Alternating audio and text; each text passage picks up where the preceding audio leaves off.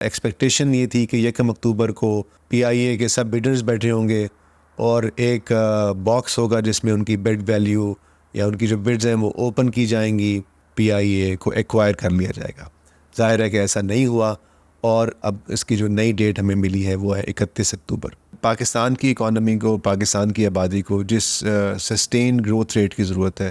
وہ صرف I am F کے پروگرام سے ہمیں نہیں مل سکتی ہے۔ یہ ایک ویلکم ڈیولپمنٹ ہے کہ ہمارا انفلیشن ریٹ نیچے جا رہا ہے۔ اسٹیبلائزیشن کے کچھ میجرز لاسٹ ایئر لیے تھے، کنٹرولز کے میجر لیے تھے، وہ پے آف کر رہے ہیں۔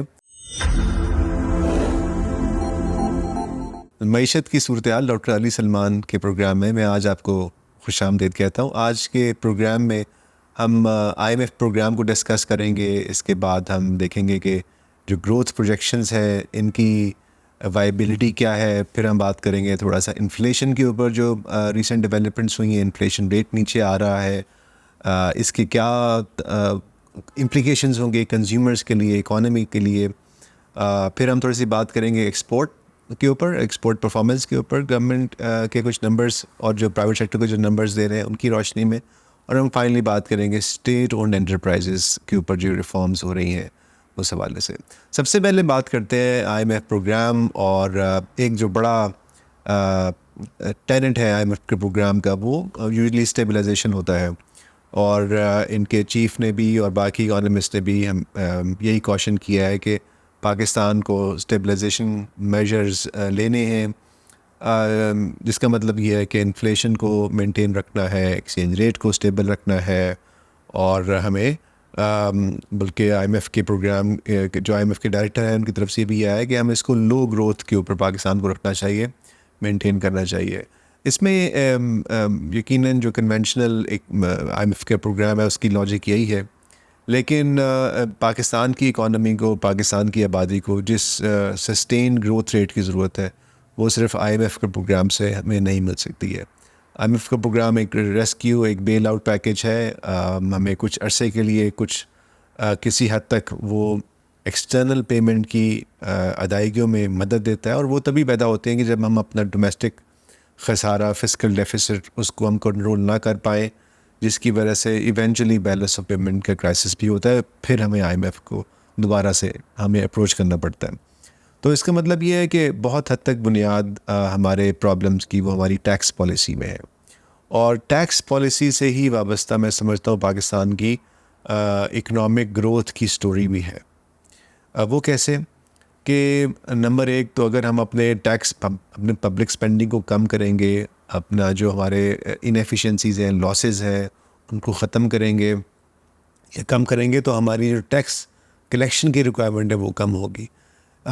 اس کا مطلب ہے کہ ہم اپنے جو ٹیکس ریٹس ہیں وہ کم کر سکیں گے، چاہے وہ انکم ٹیکس ہے، وہ جنرل سیلز ٹیکس ہے، وہ ہم جو امپورٹ کے اوپر ہم نے وہ ٹیرف بھی لگائے ہیں، اس کے علاوہ جو additional custom duties, additional regulatory duty, یعنی ہر لحاظ سے ہم نے اپنے کنزیومرز کے لیے، انڈسٹری کے لیے مشکلات بنائی ہیں۔ جب آپ یہ ریٹس کم کرتے ہیں، جب یہ پالیسی زیادہ پرو گروتھ ہوتی ہے تو لوگ انویسٹ کرتے ہیں، لوگ ٹرانزیکشن کرتے ہیں، لوگ کاروبار کرتے ہیں، جس کے نتیجے میں جابز آتی ہیں، پر کیپٹل انکم بڑھتی ہے اور گروتھ آتی ہے۔ یہ private sector led growth model ہے جس کی ہمیں ضرورت ہے، اور اگرچہ ہم آئی ایم ایف پروگرام میں پھنسے ہوئے ہیں اور ہمارا جو بیلنس آف پیمنٹ کرائسس ہے وہ شاید ہمارے لیے اتنی زیادہ کریڈیبل، ہمارے پاس ایکویشن موجود نہیں ہے، لیکن یہ ہمارے مسئلے کا حل نہیں ہے۔ مسئلے کا حل ہمارے پاس صرف اور صرف سسٹینڈ اکنامک گروتھ ہے، جس کی ایک بنیادی ضرورت ہے کہ ہم اپنی ٹیکس پالیسی کو تھورلی ریفارم کریں۔ اس پہ میں ایکنالج کرنا چاہتا ہوں کہ گورنمنٹ آف پاکستان نے ریسنٹلی جو ٹیکس ٹرانسفارمیشن پلان دیا ہے، اس میں ایک ہمیں نظر آتی ہے، ایک نیت نظر آتی ہے کہ ٹیکس کو بہتر کریں، لیکن اس میں پرابلم یہ ہے کہ اس کا جو فوکس ہے وہ صرف اور صرف ایڈمنسٹریٹو ایفیشنسی کے اوپر ہے، آئی ٹی سلوشنز کے اوپر ہے، کمپلائنس کے اوپر ہے، جو کہ ان جو ہماری جو ٹیکس پالیسی ہے اس کو ایڈریس نہیں کرتا۔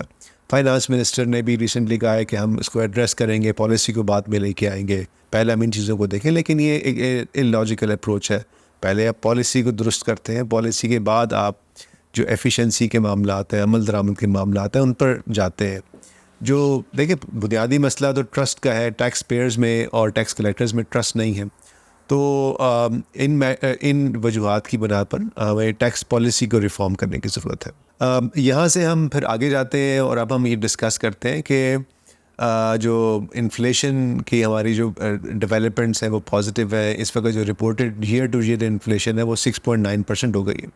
جو یقیناً عام طور پر جو پروجیکشنز تھیں وہ اس سے بھی بہتر ہے. یعنی انفلیشن جو سالانہ بنیادوں کے اوپر جو قیمتوں کے بدلنے کی شرح ہے وہ کم ہو رہی ہے. اگرچہ ہمیں ایبسلوٹ لیول کے اوپر کچھ قیمتوں میں اضافہ نظر آتا ہے کچھ کموڈٹیز کی، لیکن چونکہ یہ انفلیشن باسکٹ ہے، اس میں 400 کے قریب آئٹمز ہیں، تو ہم سلیکٹیو اپروچ کے ذریعے انفلیشن کو نہیں میجر کر سکتے. دیٹس وائی ہمیں یہ نمبرز کو ٹیلی کرنا امپورٹنٹ ہوتا ہے. یہ یقیناً ایک مثبت ڈیولپمنٹ ہے. اب اس میں کچھ رسکس ہیں. ابھی ہماری جو مڈل ایسٹ ریجن میں کافی ٹینشن چل رہی ہے، وار ہے، کانفلکٹس ہے، وائلنس ہے، جس کی وجہ سے ممکن ہے کہ آئل سپلائی کے اوپر اثر پڑے، کیونکہ پاکستان ڈپینڈنٹ ہے آئل سپلائی کے حوالے سے. اگرچہ ہم زیادہ تر ہماری جو آئل کی جو سپلائی ہے وہ ہم سعودی عرب سے کرتے ہیں، اس میں ایران کا فارملی تو کوئی نہیں ہے، انفارملی ان کی ضرور ہماری اکانومی میں کے اندر شامل ہے تقریباً 20%. تو اس حوالے سے شاید اس کا ڈائریکٹ اثر نہ پڑے، لیکن اوور آل پرائسز کے اوپر جانے کی وجہ سے پھر بھی مسئلہ ہو سکتا ہے. دوسرا یہ کہ جب ہم چونکہ مینٹین کرتے ہیں کہ ہمارا جو اب ایکسچینج ریٹ ہے وہ مارکیٹ ڈٹرمنڈ ہے، اس کے اندر ایز پر آفیشیل پوزیشن کوئی انٹرونشن نہیں ہو رہی ہے، لیکن کچھ کومنٹیٹر سے خیال ہے کہ بینکنگ آپریشنز کے ذریعے، امپورٹ کمپریشنز کے ذریعے، ایل سیز کو کنٹرول کرنے کے ذریعے اور کچھ اور انسٹرکشنز کے ذریعے جو شاید ویزیبل نہیں ہے پالیسی لیول کے اوپر، گورنمنٹ ابھی بھی انڈائریکٹلی ڈالر کی پرائس کو ڈکٹیٹ یا کنٹرول یا انفلوئنس کر رہی ہے. ایسا نہیں ہونا چاہیے اور اس کو ہمیں مارکیٹ کے مطابق چھوڑنا چاہیے تاکہ ہماری ایکسپورٹ کمپیٹیو ہو. لیکن اگر ایسا ہوتا ہے تو پھر ہمیں ہمارے جو انفلیشن ہے اس کے اوپر پھر نیگیٹو اثرات پڑ سکتے ہیں. تو یہ دو بڑے رسکس ہیں اس وقت، لیکن بحیثیت مجموعی یہ ایک ویلکم ڈیولپمنٹ ہے کہ ہمارا انفلیشن ریٹ نیچے جا رہا ہے، اور اس کے اندر جو ہم نے جو اسٹیبلائزیشن کے کچھ میجرز لاسٹ ایئر لیے تھے، کنٹرولز کے میجر لیے تھے، وہ پے آف کر رہے ہیں. اب ضروری ہے کہ اس چیز کو ہم گروتھ سٹوری کے اندر بلڈ کریں. ایکسپورٹس کے حوالے سے ہمارے پاس بہتر نمبرز آئے ہیں. ہمارا جو فرسٹ کوارٹر ہے 24-25 کا، اس کے جو نمبرز آئے ہیں اس کے مطابق کچھ ایکسپورٹس میں 14% انکریز ہے. یہ یقیناً پچھلے سال کے مقابلے میں بہت بہتر ہے. لیکن ساتھ ہی ساتھ ٹیکسٹائل سیکٹر نے یہ رپورٹ کیا ہے کہ ہمارا جو ایکسپورٹ پوٹینشیل ہے اس میں اور ہمارا جو ایکچوئل ایکسپورٹ ہے اس میں بہت بڑا گیپ ہے. اور انہوں نے جو نمبرز پرووائڈ کیے ہیں وہ یہ ہیں کہ ہم اپنی پوٹینشیل سے کوئی $9 بلین کم کی ایکسپورٹ اینول بنیادوں کے اوپر اس وقت کر رہے ہیں. یہ یقیناً بہت بڑا گیپ ہے. جب بھی ہماری ٹیکسٹائل سیکٹر کے لوگوں سے بات ہوتی ہے تو ہمیں بنیادی طور پر ایک ہی جواب ملتا ہے، اور وہ یہ ہے کہ ہمارے پاس ریجنلی کمپیریٹیو ٹیرف نہیں ہے بجلی کا. اور چونکہ ہمارا انڈسٹری جو زیادہ تر ٹیکسٹائل انڈسٹری کا دار و مدار، اس کا جو کاسٹ آف پروڈکشن ہے اس کے اندر due to the technology use, due to the products, due to the machines the use, 60% cost of production is by the electricity. جب ایسا ہوتا ہے تو ظاہر ہے پھر الیکٹریسٹی کی اگر آپ کی قیمت زیادہ ہو تو فائنل گڈس کی قیمت زیادہ ہوگی، پھر ایکسپورٹس میں آپ کے آرڈرز ہیں وہ کم ہو جائیں گے. تو اس وقت گیپ بہت زیادہ ہے. جو انڈسٹری کی ڈیمانڈ ہے وہ 9 سینٹ ہے پر یونٹ، جبکہ ان کی جو آن ایوریج جو ان کی قیمت وہ پے کر رہے ہیں وہ تقریباً 15 سینٹ پر یونٹ ہے. تو اس گیپ کو کیسے کم کیا جائے، اس گیپ کو کم کرنے کے لیے پھر ہم کس طرح کے اسٹیپس لیں، گورنمنٹ ان کو کس طرح کی آپشنز دے، یہ ڈسکشن ہے جو اس وقت انڈسٹری میں اور گورنمنٹ میں چل رہی ہے. یقیناً اس کے اندر کوئی کسی قسم کی سبسڈیز نہیں ہونی چاہیے. جو میرے خیال ہے اس طرف ہم جا چکے ہیں، ہماری جو کارپوریٹ سبسڈیز ہیں وہ کم ہو چکی ہیں. لیکن ساتھ ہی ساتھ ہمارے جو کہ لاسز اتنے زیادہ ہے سسٹم کے اندر، جس کی وجہ سے ہمارا جو کاسٹ ہے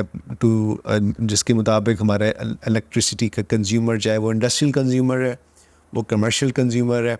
وہ ریزیڈینشیل کنزیومر ہے، وہ بہت ہائی ریٹ کے مطابق بجلی پے کر رہا ہے، بجلی کی قیمت دے رہا ہے۔ تو اس کو ہمیں ایڈریس کرنے کی ضرورت ہے۔ جس طرح ایک ٹیکس ہمارا بہت بڑا مسئلہ ہے، ٹیکس پالیسی، اس طرح انرجی پالیسی بھی ہمارا بہت بڑا مسئلہ ہے۔ پروگرام کے اس حصے میں ہم بات کریں گے اسٹیٹ اونڈ انٹرپرائزز کی پرائیویٹائزیشن کی۔ اس ہفتے کی ہماری جو بڑی ایکسپیکٹیشن یہ تھی کہ 1 اکتوبر کو ہم ٹی وی اسکرین کھولیں گے اور سامنے minister for privatisation Abdul Aleem Khan صاحب بیٹھے ہوں گے ایک بڑے ہال میں، جس میں کہ پی آئی اے کے سب بڈرز بیٹھے ہوں گے، اور ایک باکس ہوگا جس میں ان کی بڈ ویلیو یا ان کی جو بڈز ہیں وہ اوپن کی جائیں گی اور پی آئی اے کو ایکوائر کر لیا جائے گا۔ ظاہر ہے کہ ایسا نہیں ہوا، اور اب اس کی جو نئی ڈیٹ ہمیں ملی ہے وہ ہے 31 اکتوبر۔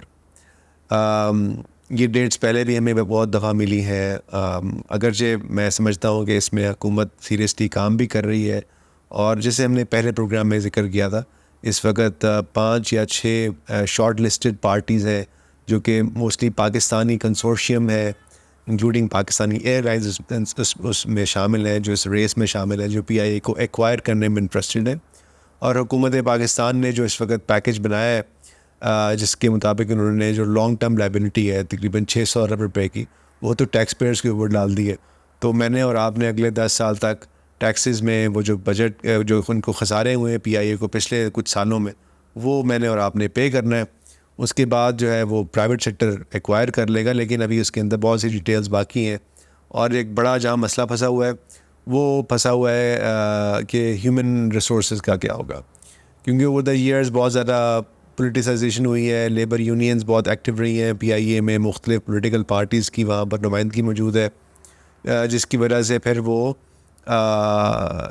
کام کے اندر ایک پروفیشنل انوائرمنٹ نہیں آتا۔ پائلٹس کی اپنی یونین ہے، ورکرز کی اپنی یونین ہے۔ تو یہ ایک ایسا ورثہ ہے جو کہ حکومت پرائیویٹ سیکٹر کو دینے جا رہی ہے، لیکن اب ضروری نہیں ہے کہ جو اونر آئے وہ اس کو ایز اٹ از ایکسیپٹ کرے۔ سو یہ فائنل پوائنٹس ہیں جو کہ بیک گراؤنڈ میں ڈسکس ہو رہے ہیں، جو کہ ابھی پبلک ڈومین میں تو آبویسلی نہیں ہے، تو اس کے اوپر کمنٹ کرنا اس وقت مناسب نہیں ہوگا، لیکن یہ ایک بڑا کمپلیکس ٹرانزیکشن ہے، اور اگر ہم اس ٹرانزیکشن کو نیکسٹ اسٹیپ لینے میں کامیاب ہو جاتے ہیں 31 اکتوبر تک، 31 اکتوبر کو، تو یہ ایک بہت بڑی کامیابی ہوگی، اور اس سے ہمارا جو پرائیویٹائزیشن کا پروسیس جو سٹالڈ ہے 2005 سے، اس کو اوپن کرنے میں، اس کو دوبارہ سے سٹارٹ کرنے میں بڑی ایک کک سٹارٹ مل جائے گا۔ آپ کو یاد ہوگا کہ 2005 میں کیا ہوا تھا کہ پاکستان اسٹیل مل کو پرائیویٹائز کیا گیا تھا، اور اس کی بولی لگی تھی 22 ارب روپے کی، مگر اس وقت کی چیف جسٹس افتخار چودھری نے کورٹ میں یہ کہا تھا کہ یہ ویلیو بہت کم ہے، نیشنل ایسیٹس ہے، اس کو ہمیں نہیں بیچنا، اور وہ کینسل ہو گیا تھا۔ اس کینسل ہونے کے بعد جو پی ایس ایم ہے پاکستان اسٹیل مل، وہ ہمارے کھاتے میں پڑی دوبارہ سے، اور اب اس بات کو، اس فیصلے کو بھی 20 سال ہو گئے۔ 20 سال سے ہم ایسے ہزاروں لوگوں کی سیلری دے رہے ہیں جو کہ کام نہیں کر رہے، اس میں سے بیشتر عرصہ پاکستان اسٹیل مل بند رہی ہے، تو وہ بند رہتے ہوئے ایک ایسی فیکٹری ہے جس کی لوگوں کو سیلریز مل رہی ہیں، تو آبویسلی ایسا پرائیویٹ سیکٹر میں ہونا ناممکن ہے۔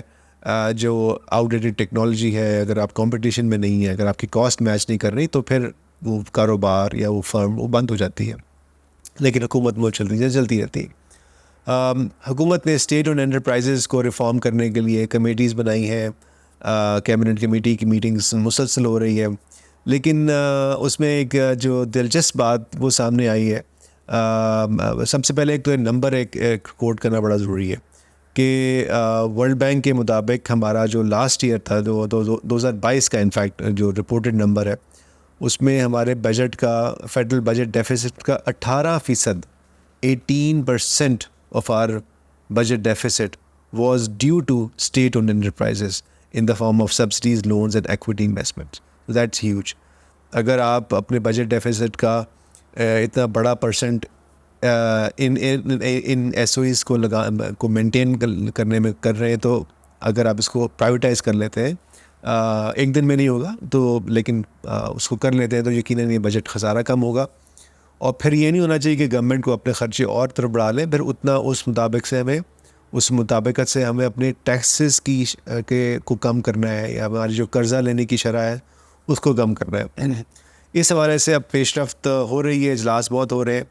لیکن دلچسپ بات یہ ہے کہ ابھی تک جتنے بھی اجلاس ہوئے اس میں کیبنٹ کمیٹی ملتی ہے, وہ بیٹھتی ہے اور ان میں ایک ہی ڈسکشن ہوتی ہے, اور وہ یہ ڈسکشن نہیں کرتے ہیں کہ جی یہ آج ہم for instance telephone industry of Pakistan ہے, وہاں کے قریب ایک فیکٹری ہے جو پچھلے 25-30 سالوں سے وہاں موجود ہے. اب دنیا فون ٹیکنالوجی میں, موبائل فون میں بہت آگے چلے گئی, لیکن ہم نے اس کو اپنے دل سے سنبھال کر رکھا ہوا ہے, اور اس کو ہم نے کہا ہے کہ وہ اسٹریٹجک ایسٹ بن گئے. تو ہر اجلاس میں وہ جو ہماری list of S O as ہے ٹو بی پرائیویٹائز وہ کم ہو رہی ہے. تو ابھی تک اجلاسوں میں آلریڈی 5-6 ایسے رپورٹس ہوئی ہیں ایس او ایز جو کہ پہلے اس پوٹینشیل لسٹ میں شامل تھی, اب ہم نے ان کو نکال دیا اور ہم نے کہا کہ جی سوری, یہ کمرشل نہیں ہو سکتے, یہ پرائیویٹائز ہو گئے. تو ان چیزوں کا مطلب یہ ہے کہ ہم پرائیویٹائزیشن کے بارے میں as a programme, as a policy ہم بہت سیریس نہیں ہیں. اگر ہم سیریس ہوں گے تو ہمیں ایس او ای ریفارمز کے بجائے ہمیں دیکھنا پڑے گا کہ پاکستان میں پرائیویٹائزیشن پالیسی کو لے کے آئیں. Pakistan does not have a privatisation policy. 1994 کا ایک ڈاکیومنٹ ہے, ایک پیج کا, اس کے بعد پالیسی نہیں بنی. تو ہمیں اب اپنے ایکسپیرینس جو ہمیں ہوا ہے, اور خاص طور پر جو ہمارے پرائیویٹائزیشن کے فیلئرز ہوئے ہیں, چاہے اس فیلئرز میں جوڈیشری کا رول ہے, اس میں پالیٹکس یا پولیٹیکل پارٹیز کا رول ہے, ان کو انکورپوریٹ کر کے ایک بہتر پالیسی لے کے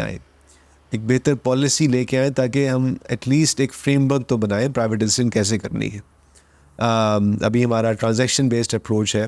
جس میں کہ مختلف کمپنیز کو سامنے لے کے آتے ہیں اور پھر ڈسکس کرتے ہیں اور پھر ان کو ڈال دیتے ہیں اسٹریٹجک ایسیٹس کے اندر. تو یہ کوئی حوصلہ افزا بات نہیں ہے. ہمیں گورنمنٹ کو ڈوئنگ بزنس سے نکالنا ہے, ہمیں گورنمنٹ کو اپنے جو اصل مقام ہے, جو اس کی اصل مینڈیٹ ہے, اس طرف واپس لے کے جانا ہوگا. تبھی ہم پاکستان میں پراسپیرٹی کا, اکنامک گروتھ کا راستہ ہموار کر سکیں گے.